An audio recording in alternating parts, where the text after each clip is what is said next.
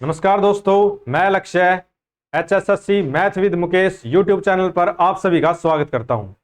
इस चैनल पर math, Haryana GK और हिंदी क्लासेस रेगुलर चल रही हैं। आज से हम साइंस स्टार्ट करने वाले हैं और साइंस के 3 पार्ट्स होते हैं, बायोलॉजी, फिजिक्स और केमिस्ट्री। आज हम बायोलॉजी पढ़ेंगे बिल्कुल स्टार्टिंग से। बायोलॉजी का मतलब क्या होता है? Study of living things. Living thing का मतलब होता है कोई भी जीवित वस्तु। वह पेड़ पौधे हो सकते हैं, ह्यूमन हो सकता है, एनिमल्स हो सकता है, यानी कि जीवित वस्तु कुछ भी हो उसके ऊपर स्टडी करना ही तो बायोलॉजी कहलाता है। अब बायोलॉजी को हम 2 पार्ट्स में डिवाइड करेंगे। एक तो होता है जूलॉजी, एक होता है बॉटनी। जूलॉजी का मतलब होता है स्टडी ऑफ एनिमल्स। जो आप चिड़ियाघर को जानते होंगे, चिड़ियाघर में आप जाते हो तो वहां एनिमल्स देखते हो, तो इससे आपको याद करना है कि जूलॉजी का मतलब होता है स्टडी ऑफ एनिमल्स और स्टडी ऑफ प्लांट्स वो होता है बॉटनी। तो हम बोर्ड पे एक साथ डिस्कस करते हैं इसको। बायोलॉजी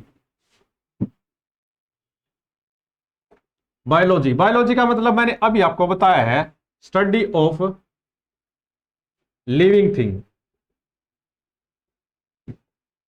लिविंग थिंग का मतलब कोई भी जीवित वस्तु।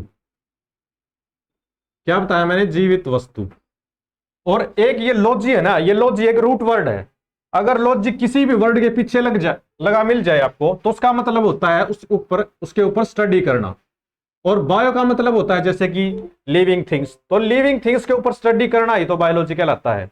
जैसे अब इसका नेक्स्ट पार्ट है, हम डिवाइड करेंगे इसको जूलॉजी।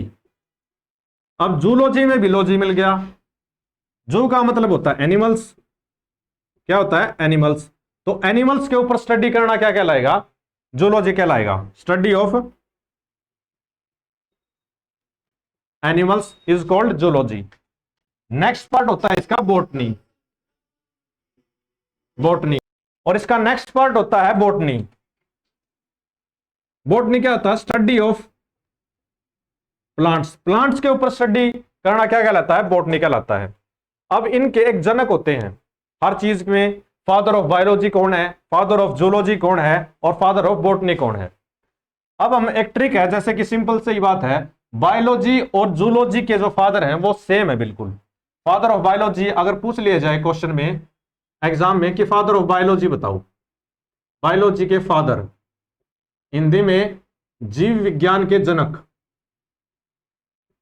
जीव विज्ञान के जनक किसको कहा जाता है? तो वो कहा जाता है एरिस्टोटल को। किसको कहा जाता है? एरिस्टोटल को। और फादर ऑफ जूलॉजी भी एरिस्टोटल है, फादर ऑफ बायोलॉजी भी एरिस्टोटल है। ठीक है सर। और फादर ऑफ बॉटनी कौन है? वो है थियोप्रेटस। थियोप्रेटस। फादर ऑफ बॉटनी कौन है? वो है थियोप्रेटस। ठीक है सर। इसके बाद ये जितने भी ऑर्गेनिजम्स हैं, यानी जीवित वस्तु हो या कोई भी प्राणी हो, वो किससे मिलकर बना होता है? वो एक सेल से मिलकर बना होता है। मैंने सेल क्यों बोला? क्योंकि वो स्मॉलेस्ट यूनिट है। क्या है वो? स्मॉलेस्ट यूनिट है। इसके बाद हम पढ़ेंगे ऑर्गेनिज्म। ऑर्गेनिज्म क्या है? एक कोई जंतु है, तो जंतु किससे मिलकर बना होता है? और ऑर्गन सिस्टम से मिलकर बना होता है। ऑर्गन सिस्टम का मतलब होता है, ऑर्गन का मतलब होता है अंग, अंगों का एक ढांचा। किसी भी ऑर्गेनिज्म के अंदर एक अंगों का ढांचा होगा। जैसे कि वो ऑर्गन्स क्या होंगे? जैसे कि किडनी है, किडनी एक ऑर्गन है। हार्ट है, हार्ट भी एक ऑर्गन है। लीवर है, लीवर भी एक ऑर्गन है। ये सब ऑर्गन्स हैं। इन सभी ऑर्गन्स का ढांचा मिलकर एक क्या बनाएगा? एक बॉडी बनाएगा, और वो एक ऑर्गेनिज्म कहलाएगा। अब ऑर्गन सिस्टम किससे मिलकर बना होता है? वो ऑर्गन से मिलकर बना होता है। ये सभी ऑर्गन मिलकर एक ऑर्गन सिस्टम बनाएंगे। और सिर्फ एक ऑर्गन, जैसे कि लीवर है, सिंगल ऑर्गन है के बारे में, जैसे किडनी है, ये एक सिंगल ऑर्गन है। ये सभी मिलकर ऑर्गन सिस्टम बनाते हैं और सिंगल को हम एक ऑर्गन बोलते हैं। अब ये ऑर्गन किससे मिलकर बना होता है? ये ऑर्गन एक टिश्यू से मिलकर बना होता है। टिश्यू यानी ग्रुप ऑफ टिश्यू क्या कहलाएगा? टिश्यू का मतलब होता है उत्तक और ऑर्गन का मतलब होता है अंग। ग्रुप ऑफ टिश्यू मिलकर बनाएंगे ऑर्गन, और ग्रुप ऑफ ऑर्गन मिलकर क्या बनाएंगे? ऑर्गन सिस्टम बनाएंगे। ग्रुप ऑफ ऑर्गन, अंगों का एक ग्रुप ऑर्गन सिस्टम बनाएगा, और ग्रुप ऑफ टिश्यू मिलकर क्या बनाएंगे? एक ऑर्गन बनाएंगे। और टिश्यू क्या किससे मिलकर बना होता है? सेल। सेल यानी कोशिका। कोशिका। Group of cell. Group of cell. Cells का ग्रुप क्या बनाएगा? एक टिश्यू बनाएगा, और टिश्यू का ग्रुप ऑर्गन बनाएगा। अब ये सेल है ना, ये स्मॉलेस्ट यूनिट है। Smallest unit of any organism. किसी भी ऑर्गेनिज्म की सबसे छोटी इकाई को हम सेल बोलते हैं। सेल। अब सेल को हम डिटेल से डिस्कस करेंगे कि सेल के अंदर क्या क्या होता है और कैसे कैसे होती हैं, कितने टाइप की सेल होती है, और ऑर्गेनिज्म कितनी सेलों से मिलकर बना होता है। ठीक है सर, अभी डिस्कस करते हैं सेल को हम। सेल की डिस्कवरी किसने की थी? कोई बता सकता है सेल की डिस्कवरी किसने की थी? नहीं। सेल कोशिका। क्या है? कोशिका हिंदी में। इसकी डिस्कवरी की थी रॉबर्ट रॉबर्ट हुक ने। कब की थी सर? 1665 के अंदर रॉबर्ट हुक ने सेल की डिस्कवरी की थी। ठीक है। सेल के बाद, सेल जैसे कि ये एक सेल है हमारी, इसके अंदर एक सेंटर में न्यूक्लियस होता है। क्या होता है? न्यूक्लियस। और ये होता है साइटोप्लाज्म। पहले एक बार इसकी डिस्कवरी देख लेते हैं। ये न्यूक्लियस है, इसकी डिस्कवरी किसने की थी? इसकी डिस्कवरी की थी रॉबर्ट ब्राउन ने। कब की थी? 1831 में। ये मैंने अब इसलिए बताया है क्योंकि रॉबर्ट और रॉबर्ट दोनों में सेम है, लेकिन हुक और ब्राउन आपको याद करना है। रॉबर्ट हुक्स आ जाए तो कि सेल की डिस्कवरी की थी, और रॉबर्ट ब्राउन आ जाए तो न्यूक्लियस की डिस्कवरी की थी रॉबर्ट ब्राउन ने। कब की थी? 1831 के अंदर। इसके बाद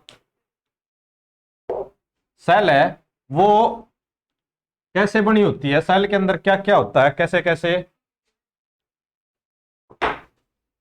जैसे कि कोई भी ऑर्गेनिज्म है, पहले तो ये डिस्कस करो एक बार।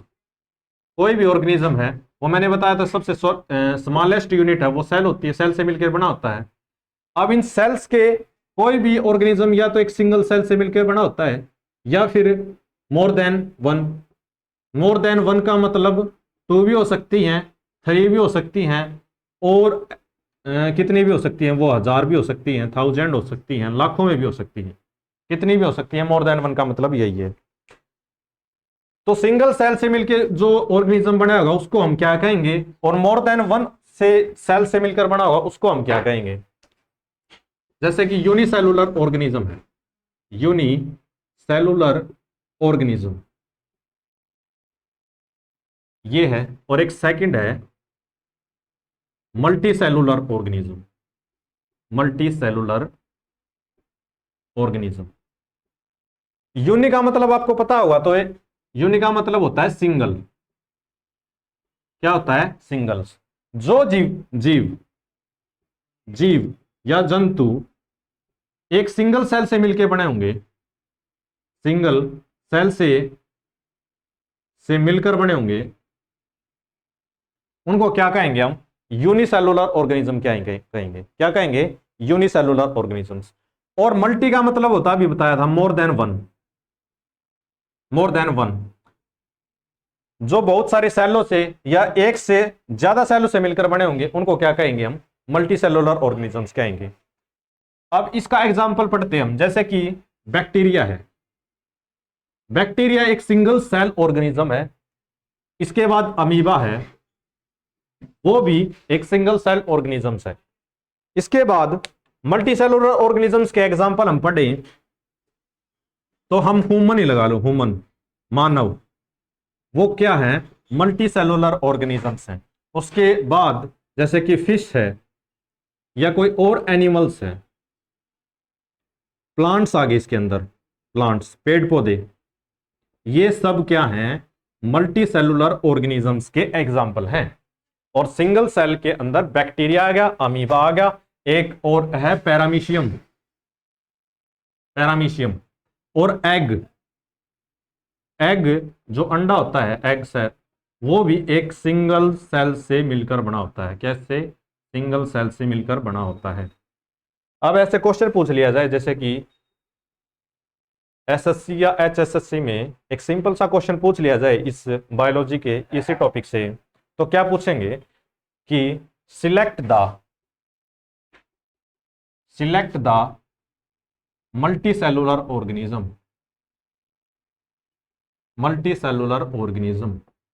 आपको 4 ऑप्शन दिए जाएंगे और उस 4 ऑप्शन में आपको यह बताना होगा कि मल्टीसेलुलर ऑर्गेनिजम्स क्या है, यानी बहुकोशिकीय जीव कौन सा है। तो ऑप्शन में दे दिया जैसे कि एग दे दिया एक, या फिर बैक्टीरिया दे दिया, थर्ड वन दे दिया अमीबा, और फोर्थ वन दे दिया फिश। एग की जगह आप वो पैरामीशियम लिख दो। अब इनमें से आपको बताना है कि मल्टी सेलुलर ऑर्गेनिजम्स कौन सा है। तो अभी पढ़ा हमने फिश एक मल्टी सेलुलर ऑर्गेनिजम्स है, या इनमें से अभी इसको उल्टा कर दें, यहां कर दे यूनिसेलुलर ऑर्गेनिजम्स। क्या कर दे यूनिसेलुलर, और फिर इन ऑप्शंस को बदल दें, यहां ट्री कर दिया या ह्यूमन कर दिया। अब बताओ कि यूनिसेलुलर ऑर्गेनिजम्स कौन सा है, तो वो होगा अमीबा यूनिसेलुलर ऑर्गेनिजम्स। ऐसे क्वेश्चन बढ़ेंगे, जिसको नहीं पढ़ रखा उसके लिए मुश्किल हो सकता है, और जिसने पढ़ रखा उसके लिए बिल्कुल आसान होगा। इसके बाद हम सेल के बारे में पढ़ेंगे। ये तो थे ऑर्गेनिज्म की सेल के आधार पर ऑर्गेनिजम्स को कितने पार्ट्स में बांटा है। अब सेल के बारे में पढ़ेंगे। सेल किस किस से मिलकर बनी होती है, जैसे कि ये एक सेल है, पहले तो ये देख सेल का डायग्राम है ये होता है न्यूक्लियस, और ये जो मेम्ब्रेन होती है इसको हम बोलते हैं सेल मेम्ब्रेन। क्या बोलते हैं? Cell membrane. और इसको जो ये वाला पार्ट है, ये जैसे जहां पर मैं डॉटेड निशान लगा रहा हूं, ये है साइटोप्लाज्म। क्या है? साइटोप्लाज्म। और ये जो मिडल वाला पार्ट है ये होता है न्यूक्लियस। और न्यूक्लियस की डिस्कवरी किसने की थी? अभी बताया था, रॉबर्ट ब्राउन ने की थी। कब की थी? 1831 के अंदर। ये होता है सेल का डायग्राम। अब इस सेल का डायग्राम में इसको सेल मेम्ब्रेन है, साइटोप्लाज्म और न्यूक्लियस है, इन तीनों को हम डिटेल से पढ़ेंगे एक एक करके कि सेल मेम्ब्रेन क्या होती है, साइटोप्लाज्म क्या होता है और न्यूक्लियस क्या होता है। ठीक है सर।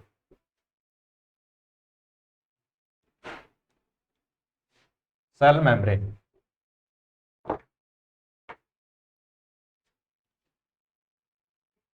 सेल मेम्ब्रेन हिंदी में बोलते हैं इसको कोशिका झिल्ली। अभी हमने सेल का जब डायग्राम बनाया था तो ये मान लो कि ये आउटर मेम्ब्रेन है, it is outermost layer of the cell. ये हो गया सबसे बाहरी लेयर होती है सेल की, वो क्या होती है? सेल मेम्ब्रेन होती है। और सेल मेम्ब्रेन एनिमल सेल के अंदर भी होती है, और प्लांट सेल के अंदर भी होती है। किसके अंदर होती है? एनिमल सेल के अंदर भी होती है और प्लांट सेल के अंदर भी होती है। ठीक है। इसके बाद सेल मेम्ब्रेन बनी किससे होती है? Cell membrane is made up of protein and lipid bilayer लिख दो इसको, बाइलेयर। जैसे कि ये ऐसे ऐसे होती हैं, ये लिपिड्स और प्रोटीन होते हैं इसके अंदर। ये ऐसे प्रोटीन, जैसे ये प्रोटीन हो गया, यहाँ पे ये लिपिड्स हो गए। इस तरह से प्रोटीन और लिपिड की ये ऐसे आउटर कवरिंग होती है यहाँ पे, इसको हम सेल मेम्ब्रेन कहते हैं। ठीक है। इसके बाद इसका फंक्शन भी होता है, ये सिलेक्टिवली परमिएबल होती है। सिलेक्टिवली परमिएबल का मतलब होता है कोई वस्तु अगर सेल के अंदर जानी है तो वो सिर्फ सिलेक्टेड चीजों को ही सेल के अंदर जाने देगी और सिलेक्टेड चीजों को ही सेल से बाहर आने देगी। ठीक है। इसका मतलब होता है सिलेक्टिवली परमिएबल। मतलब सेल के अंदर जिन चीजों की आवश्यकता है, सेल मेम्ब्रेन उसी वस्तु को, उन्हीं चीजों को सेल के अंदर जाने देगी और उन्हीं चीजों को बाहर आने देगी जिनकी सेल के अंदर जरूरत नहीं है। ठीक है सर। नेक्स्ट क्या है? नेक्स्ट है, अब सेल मेम्ब्रेन है, ये तो हमने एनिमल सेल के बारे में पढ़ा है अभी। अब प्लांट सेल के बारे में पढ़ते हैं। प्लांट सेल के अंदर एक लेयर और होती है जिसको हम क्या बोलते हैं, सेल वॉल बोलते हैं। क्या बोलते हैं, सेल वॉल बोलते हैं। ये सिर्फ प्लांट सेल के अंदर होती है, cell wall, in plant cell only, only in plant cell. क्या होती है ये, जैसे कि कोई ये सेल है, हमेशा याद रखना कि एनिमल सेल के अंदर जो सेल होगी ना वो सर्कुलर होगी, ओव्यूल शेप में होगी, ओव्यूल शेप में। और जो प्लांट सेल के अंदर होती है ना वो रेक्टेंगुलर शेप होती है। कितनी, कौन सी होती है, rectangular in shape, rectangular in shape. जैसे कि ये सेल है, इसके आउटर लेयर पे यहाँ पे सेल वॉल होगी, सेल वॉल। ये दूसरी भी एक सेल वॉल है, जैसे कि ये ऐसे ऐसे, ये सेल वॉल्स ऐसे जुड़ी होती हैं। ये रिजिड होती है, रिजिड यानी कठोर होती है, स्ट्रॉन्ग होती है, मजबूत होती है, और नॉन लिविंग स्ट्रक्चर होता है इसका, नॉन लिविंग स्ट्रक्चर। यानी नॉन लिविंग का मतलब जो जीवित ना हो। ये डेड सेल से, डेड सेल तो नहीं कहेंगे इसको, जीवित तो नहीं होती कहने का मतलब, डेड सेल भी कह सकते हैं इसको। अब जैसे ये सेल वॉल्स हैं, सेल वॉल्स जुड़ी हुई हैं, इनके बीच में एक मटेरियल होता है, इन सभी सेल्स के बीच में एक मटेरियल होता है जिसको हम बोलते हैं लैमिला। क्या बोलते हैं, लैमिला। लैमिला के द्वारा ही सेल वॉल एक दूसरे से ज्वाइंट होती है। किसके द्वारा ज्वाइंट होती है, लैमिला के द्वारा। Cell wall are joint to each other. ठीक है, सेल वॉल एक दूसरे से जुड़ी होती हैं, किसके द्वारा, लैमिला के द्वारा। अब सेल वॉल के अंदर, सेल वॉल के अंदर एक सेलुलोज होता है। क्या होता है, सेलुलोज होता है। और सेलुलोज ह्यूमन होता है, जो जैसे कि ह्यूमन है वो सेलुलोज को डाइजेस्ट नहीं कर सकता। सेलुलोज, सेलुलोज को, सेलुलोज किसको बनाती है, सेल वॉल, सेल वॉल बनाती है। यानी सेल वॉल किससे मिलकर बनी होती है, सेलुलोज से मिलकर बनी होती है। तो सेलुलोज को ह्यूमन डाइजेस्ट नहीं कर सकता, इसको एनिमल्स आसानी से डाइजेस्ट कर जाते हैं। ह्यूमन पे डाइजेस्ट नहीं होगा क्योंकि डाइजेशन सिस्टम इंसान का वीक होता है कंपेयर करें तो एनिमल्स से। एनिमल्स इसको आसानी से डाइजेस्ट कर सकते हैं। ये तो था सेल वॉल जो कि प्लांट सेल के अंदर होता है ओनली। और सेल मेम्ब्रेन, सेल मेम्ब्रेन के आउटर कवरिंग पे होती है ये सेल वॉल। इसके बाद हम पढ़ेंगे साइटोप्लाज्म। क्या पढ़ेंगे, साइटोप्लाज्म। साइटोप्लाज्म का मतलब क्या होता है कि जो लिक्विड पार्ट होता है सेल के अंदर, जेली टाइप, न्यूक्लियस और सेल मेम्ब्रेन के बीच के पार्ट को हम क्या बोलते हैं, साइटोप्लाज्म बोलते हैं। हिंदी में बोलते हैं तो उसको कोशिका द्रव्य बोलते हैं। क्या बोलते हैं, कोशिका द्रव्य, साइटोप्लाज्म। क्या बोलते हैं, साइटोप्लाज्म, कोशिका द्रव्य। और थर्ड वन होता है जैसे कि न्यूक्लियस, न्यूक्लियस यानी नाभिक। एक बार न्यूक्लियस को पढ़ लेते हैं, साइटोप्लाज्म को हम न्यूक्लियस के बाद डिस्कस करेंगे क्योंकि न्यूक्लियस के ऊपर एक चीज याद आ गई मेरे को। न्यूक्लियस कई बार क्या होता है, कई सेल्स के अंदर प्रेजेंट होता है और कई सेल्स के अंदर अब्सेंट होता है। क्या होता है, अब्सेंट होता है, अब्सेंट। अब किस सेल्स के अंदर न्यूक्लियस अब्सेंट होता है और किस सेल्स के अंदर न्यूक्लियस प्रेजेंट होता है। तो न्यूक्लियस के बेसिस पर सेल्स को टू टाइप्स में डिवाइड किया गया है। Cell two types on the basis of nucleus. Nucleus के बेस पे सेल को दो पार्ट्स में डिवाइड किया गया है, जैसे कि प्रोकैरियोटिक सेल, प्रोकैरियोटिक सेल, और दूसरा कौन सा होता है, यूकैरियोटिक सेल। कौन सा होता है, यूकैरियोटिक सेल्स। अब प्रोकैरियोटिक सेल्स क्या होती हैं और यूकैरियोटिक सेल्स क्या होती हैं, अभी हम डिस्कस करेंगे जिस सेल्स के अंदर यानी कि न्यूक्लियस नहीं पाया जाता, वो कौन सी होती हैं? प्रोकैरियोटिक सेल्स होती हैं। कौन सी होती हैं? प्रोकैरियोटिक सेल्स होती हैं। जिस सेल्स के अंदर न्यूक्लियस अब्सेंट होता है वो कौन सी होती हैं? Prokaryotic cells. और जिस सेल्स के अंदर न्यूक्लियस प्रेजेंट होता है उसको हम क्या बोलते हैं? Eukaryotic cells. अब हम इनको दोनों को डिस्कस करते हैं कि न्यूक्लियस कैसे अब्सेंट होता है और कैसे नहीं। क्योंकि न्यूक्लियस की भी एक मेम्ब्रेन होती है, जैसे कि सेल की एक सेल मेम्ब्रेन होती है ना, जैसे कि ये सेल है, इसके बाहर हमने क्या पढ़ा था? सेल मेम्ब्रेन है। ऐसे ही एक न्यूक्लियस होता है, इस न्यूक्लियस की भी न्यूक्लियर मेम्ब्रेन होती है। क्या होती है? ये न्यूक्लियर मेम्ब्रेन है इसकी। अब जैसे कि प्रोकैरियोटिक सेल है, प्रोकैरियोटिक सेल है, इसके अंदर ये क्या होता है? ये जो सेल है ना, इसके अंदर ये न्यूक्लियर मेम्ब्रेन नहीं होती। क्या नहीं होती? ये न्यूक्लियर मेम्ब्रेन नहीं होती। तो इसलिए हम इसको बोलते हैं इसके अंदर न्यूक्लियस अब्सेंट होता है। क्या होता है? न्यूक्लियस अब्सेंट होता है। और प्रोकैरियोटिक के अंदर ये सेल है, इसके अंदर न्यूक्लियस मेम्ब्रेन होती है, न्यूक्लियर मेम्ब्रेन। और इस न्यूक्लियर मेम्ब्रेन के अंदर क्या होता है? डीएनए, प्रोटीन, सब जेनेटिक मटेरियल होता है। क्या होता है? Genetic material. जेनेटिक मटेरियल का मतलब क्या है? डीएनए होगा, क्रोमोसोम्स, क्रोमोसोम्स का मतलब होता है गुणसूत्र। क्या होता है? गुणसूत्र। और इसके बाद प्रोटीन होगा। ये सब क्या है? जेनेटिक मटेरियल है। और न्यूक्लियस को हम क्या बोलते हैं? Headquarter of the cell. क्या बोलते हैं? Headquarter of the cell. Nucleus को हम क्या बोलते हैं? Headquarter of the cell. यानी कि पूरी जो सेल है हमारी, वो कहां से कंट्रोल होती है? वो न्यूक्लियस के द्वारा कंट्रोल होती है। इसलिए हम उसको headquarter of the cell बोलते हैं। न्यूक्लियस के अंदर जैसे क्रोमोसोम्स हैं, इनका क्या काम होता है कि कोई भी जैसे कि जीन है, वो one generation to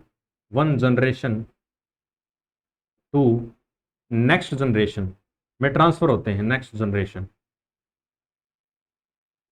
one generation to next generation में वो जीन ट्रांसफर होते हैं। जैसे कि अगर कोई लड़का है, उसका चेहरा उसके पापा से या उसके दादा से मिल रहा है, तो वो किन के द्वारा मिल रहा है? वो जीन्स के द्वारा मिल रहे हैं। क्योंकि उसके फादर के जीन वन जनरेशन से नेक्स्ट जनरेशन में ट्रांसफर हो गए हैं। और वो किसके द्वारा होते हैं? क्रोमोसोम्स होते हैं, वो उनके द्वारा होते हैं, क्योंकि उनको जेनेटिक मटेरियल बोला जाता है। ठीक है, इसलिए। और ये कहाँ पे पाए जाते हैं? न्यूक्लियस के अंदर पाए जाते हैं। इसीलिए न्यूक्लियस को headquarter of the cell बोला जाता है। उसके बाद नेक्स्ट क्या है? नेक्स्ट है, हाँ, न्यूक्लियस पढ़ लिया हमने। इसके बाद हम साइटोप्लाज्म पढ़ेंगे। साइटोप्लाज्म, साइटोप्लाज्म,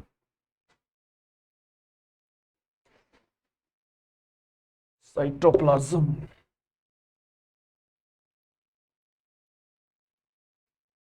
साइटोप्लाज्म में बताया था, साइटोप्लाज्म कोशिका द्रव्य,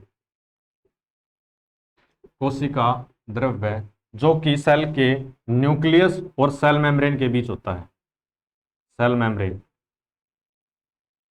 सेल मेम्ब्रेन को हम प्लाज्मा मेम्ब्रेन भी बोल देते हैं। क्या बोल देते हैं? Plasma membrane. और ये न्यूक्लियस है। न्यूक्लियस और सेल मेम्ब्रेन के बीच जो बचा होता है उसको हम साइटोप्लाज्म बोलते हैं। और साइटोप्लाज्म क्या होता है? लिक्विड टाइप में होता है। किसके अंदर? लिक्विड टाइप में होता है, जेली टाइप। जेली टाइप भी बोल देते हैं इसको, जेली टाइप। इसके अंदर क्या होता है कि ऑर्गेनली होती है, जो ऑर्गेनली वो फ्लोट करती रहती है, यानी तैरती रहती है। अब ऑर्गेनली कौन कौन सी है? वो ऑर्गेनलीज वही हम पढ़ेंगे। जैसे कि ह्यूमन बॉडी के अंदर ऑर्गेनली ऑर्गन्स हमने पढ़ा था कि किडनी, लीवर, हार्ट, ये सब ऑर्गन्स है। लेकिन सेल के अंदर भी ऑर्गेनलीज होती हैं, जैसे कि ईआर, एंडोप्लाज्मिक रेटिकुलम। आपने सुना होगा माइटोकॉन्ड्रिया, माइटोकॉन्ड्रिया। उसके बाद प्लास्टिड्स, उसके बाद लाइसोसोम्स। ये काफ़ी होती हैं, लेकिन हम मेन मेन पढ़ेंगे। राइबोसोम्स, एक्सेट्रा, ये सब ऑर्गेनेलिज होती हैं। अब ER endoplasmic reticulum, mitochondria, plastid और लाइसोसोम्स, इनके बारे में पढ़ेंगे कि हम जो मेन मेन क्वेश्चन है। माइटोकॉन्ड्रिया क्या होता है? माइटोकॉन्ड्रिया को हम powerhouse of the cell बोलते हैं। क्या बोलते हैं? Powerhouse of the cell. क्यों बोलते हैं? कि यह एनर्जी स्टोर करता है। क्या करता है? एनर्जी स्टोर करता है। एनर्जी स्टोर करता है, वो किसकी फॉर्म में स्टोर करता है माइटोकॉन्ड्रिया? वो करता है एटीपी की फॉर्म में। एटीपी यानी एडिनोसाइन ट्राइफॉस्फेट। Adenosine triphosphate. कई बार क्वेश्चन में सिर्फ एटीपी की फुल फॉर्म पूछ ली जाती है कि एटीपी की फुल फॉर्म बताओ। आपको डिफरेंट डिफरेंट ट्राई ग्लूकोज दे दिया या फॉस्फेट दे दिया, डाइफॉस्फेट दे दिया, ट्राई दे दिया, तो इसकी डेफिनेशन पूछ ली जाती है। तो एटीपी की फुल फॉर्म हमने पढ़ लेनी है, एडिनोसाइन ट्राइफॉस्फेट। ट्राइफॉस्फेट। और इसका क्या काम होता है? एनर्जी स्टोर कर, एनर्जी स्टोर होती है माइटोकॉन्ड्रिया के अंदर in the form of ATP, और इसी फॉर्म में एनर्जी स्टोर होती है, इसीलिए इसको क्या बोला जाता है? Powerhouse of the cell बोला जाता है। क्या बोला जाता है? Powerhouse of the cell. Plastids भी एक ऑर्गेनेली है। यह किस कौन सी सेल के अंदर पाया जाता है? यह प्लांट सेल्स के अंदर होता है। किसके अंदर? प्लांट सेल्स के अंदर होता है। और एक लाइसोसोम्स होता है। लाइसोसोम्स का मतलब इसको बोलते हैं सुसाइड बैग। क्या बोलते हैं? ये पूछ लिया जाए, जैसे कि ये चारों एग्जांपल दिए जाए और बोल दिया जाए कि सुसाइड बैग किसको बोलते हैं, तो राइबोसोम्स, लाइसोसोम्स, प्लास्टिड, माइटोकॉन्ड्रिया। एक ऑप्शन चूज करना होगा, वो होगा लाइसोसोम्स। अब लाइसोसोम्स क्यों बोला जाता है? कि जैसे कि ये कोई भी सेल है, इसके अंदर ये लाइसोसोम्स है। अब यहां से कोई भी अदर जो अननेसेसरी कोई भी वस्तु एंटर करेगी तो क्या करेगा? लाइसोसोम इसके पास जाएगा और इसको इंजेक्ट कर जाएगा, मतलब खा जाएगा, और लाइसोसोम बच जाएगा, ये डीएक्टिवेट हो जाएगी, डीएक्टिवेट हो जाएगी। ठीक है, तो लाइसोसोम बच जाएगा, और इसीलिए इसको क्या कहते हैं? सुसाइड बैग कहते हैं। इसके बाद प्लास्टिड के बारे में पढ़ेंगे हम। क्या है? प्लास्टिड के बारे में पढ़ेंगे।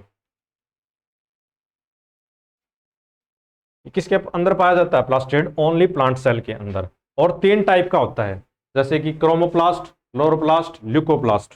क्या है? क्रोमोप्लास्ट, ल्यूकोप्लास्ट और हाँ क्लोरोप्लास्ट। हाँ, एक और ये और पढ़ लेते हैं, राइबोसोम्स के बारे में रह गया था। राइबोसोम्स ये क्या है? स्मॉलेस्ट ऑर्गेनेली है। क्या है? Smallest organelle. ये पूछ लिया जाए कि सबसे स्मॉलेस्ट ऑर्गेनेली क्या थी, उसी के अंदर ऑप्शन दे दिया, माइटोकॉन्ड्रिया, गोल्गी अपरेटस, लाइसोसोम्स या राइबोसोम्स। तो ये ऑप्शन आंसर होगा हमारा स्मॉलेस्ट ऑर्गेनेली। Smallest organelle. इसके बाद हम डिस्कस कर रहे थे प्लास्टिड। यह क्वेश्चन बच गया था, ध्यान नहीं दिया मैंने। प्लास्टिड्स, प्लास्टिड अभी मैंने बताया कितने टाइप का होता है? 3 टाइप्स का होता है। Leucoplast, chromoplast, third one is chloroplast. Mark कर देखिए बार।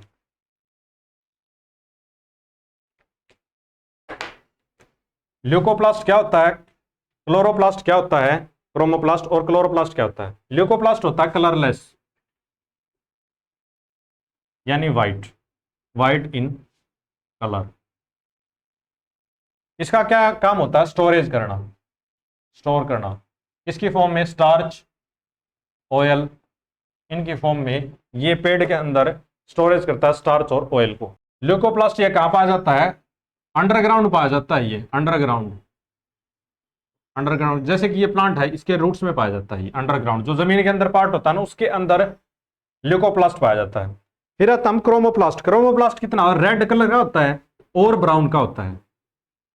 यह कहां प्रेजेंट होता है सर? यह होता है फ्रूट्स एंड फ्लावर्स के अंदर, फ्रूट्स और फ्लावर्स के अंदर।